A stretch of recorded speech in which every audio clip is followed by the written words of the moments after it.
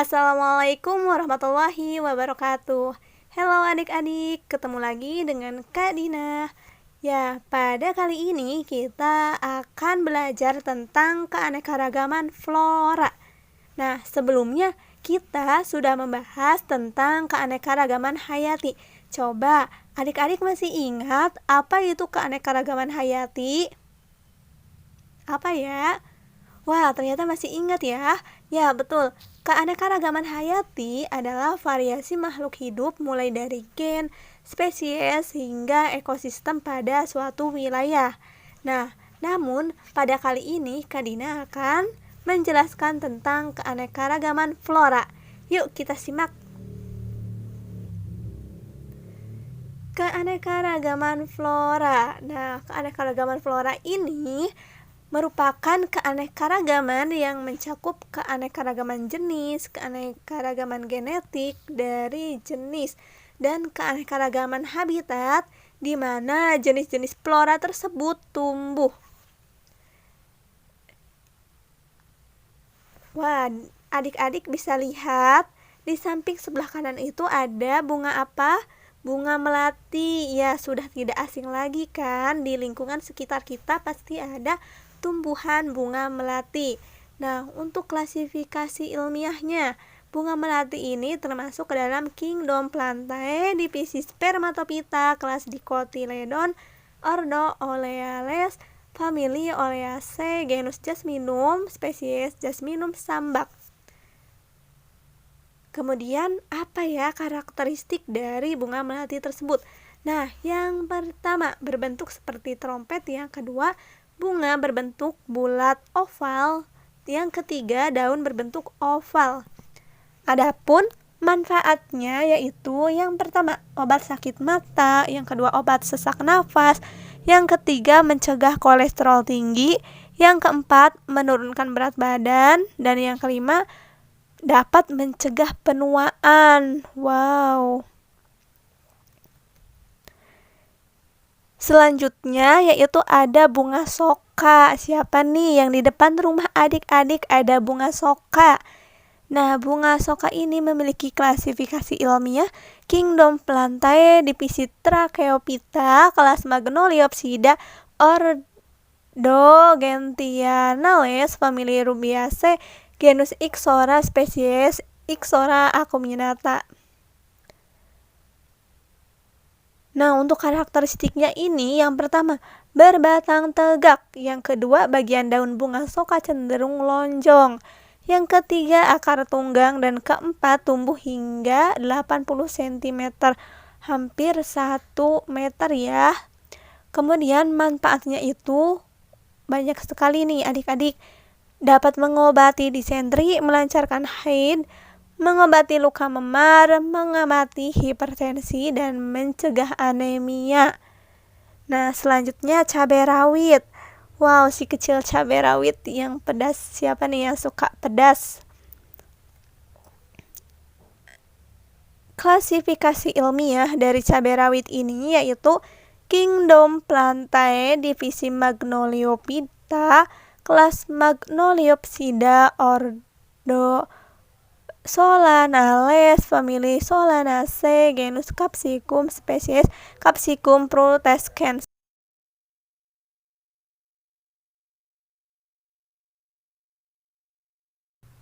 Lalu, apa saja karakteristik dari cabai rawit? Nah, di antaranya yaitu daun tunggal, tepi daun rata, bunga tunggal, dan kelopak bunga berbuku. Nah, adapun manfaatnya yaitu membantu menurunkan berat badan, membantu pertumbuhan rumput, dan dapat mencegah serangan jantung. Selanjutnya yaitu ada tumbuhan kunyit. Nih, siapa yang di rumah adik-adik terdapat tumbuhan kunyit? Nah, kunyit ini termasuk ke dalam kingdom Plantae, divisi Tracheophyta, kelas Magnoliopsida, ordo Zingiberales, famili Zingiberaceae, genus Curcuma, dan spesies Curcuma longa.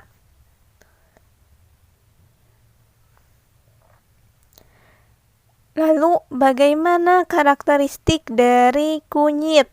Nah, kunyit ini memiliki batang tidak bercabang, berdaun 3-8 helai, ujung daun lancip, tulang daun menyirip. Nah, adapun manfaatnya itu sebagai obat herbal dan bisa dijadikan sebagai bumbu masakan. Yang kelima ada jeruk nipis. Nah, jeruk nipis ini kaya akan manfaat adik-adik. Nah, jeruk nipis ini termasuk ke dalam kingdom Plantae divisi Spermatophyta kelas Dicotyledon ordo Rutales famili Rutaceae genus Citrus spesies Citrus aurantifolia. Adapun karakteristiknya yang pertama memiliki bentuk bulat, yang kedua berwarna hijau dan kekuningan, yang ketiga memiliki kulit agak tebal, yang keempat memiliki daging tebal, yang kelima memiliki rasa asam. Nah, tapi manfaatnya itu sangat banyak, yaitu yaitu mampu meremajakan kulit, melancarkan pencernaan, meningkatkan sistem kekebalan tubuh, serta dapat menurunkan resiko kanker.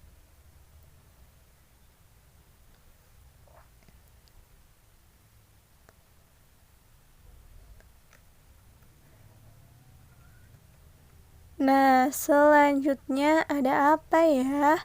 Kita bisa lihat yang keenam itu ada ketapang. Ketapang ini termasuk ke dalam kingdom Plantae divisi Magnoliophyta kelas Magnoliopsida ordo Myrales famili Combretaceae genus Terminalia spesies Terminalia catapa. Nah, karakteristiknya yang ke-1 berdaun berukuran besar, bunga berwarna coklat, batang berukuran 5 meter. Adapun manfaatnya yaitu biji sebagai bahan pengganti almond. Nah, daunnya ini menyamak kulit. Dan yang ketiga, batangnya itu bisa dijadikan sebagai pembuatan kayu. Yang ketujuh yaitu ada Royadis color. Nah, teman-teman bisa lihat ya, atau adik-adik bisa lihat, biasanya di halaman rumah kita bisa ditanam Royadis color. Nah, Royadis color ini termasuk ke dalam kingdom Plantae divisi Magnoliophyta kelas Liliopsida ordo Comelinales famili Comelinaceae genus Roe spesies Royadis color. Adapun karakteristiknya yang ke-1 yaitu habitus semak, yang kedua batang kasar dan pendek, yang ketiga daun tunggal dan ujung runcing, dan yang keempat bunga bajemuk. Nah, adapun manfaatnya yang pertama yaitu mampu mengobati bronkitis, yang kedua mengobati batuk, yang ketiga mengobati TBC, dan yang keempat mengobati disentri. Nah, yang ke-8 ini ada sereh.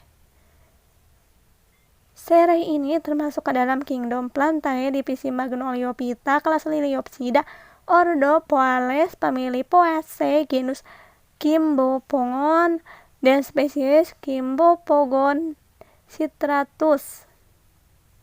Bagaimana sih karakteristik dari sereh ini? Nah, karakteristiknya yaitu yang pertama tumbuh berumput, yang kedua daun berbentuk seperti pita, yang ketiga tulang daun sejajar, yang keempat akar serabut berwarna putih.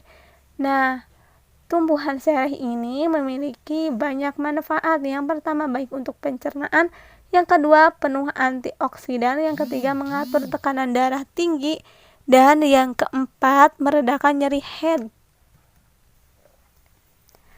Yang ke-9 ada gelombang cinta, termasuk ke dalam kingdom Plantae divisi Magnoliophyta kelas Liliopsida ordo Alismatales famili Araceae genus Athurium spesies Athurium ploumani. Lalu bagaimana karakteristik dari tanaman tersebut?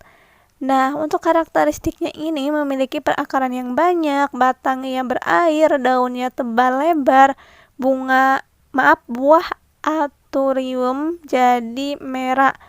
Nah, adapun manfaatnya sebagai penghilang stres dan sebagai hiburan. Selanjutnya ada pepaya. Nah, pasti adik-adik sudah tidak asing lagi ya dengan pohon pepaya ini, dengan tumbuhan pepaya ini. Nah, pepaya ini termasuk ke dalam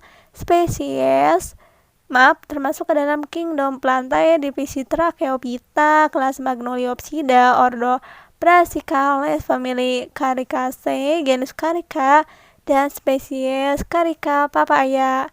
Nah, bagaimana karakteristiknya? Yang pertama, batangnya bulat silindris, daunnya lebar, dan buahnya buni.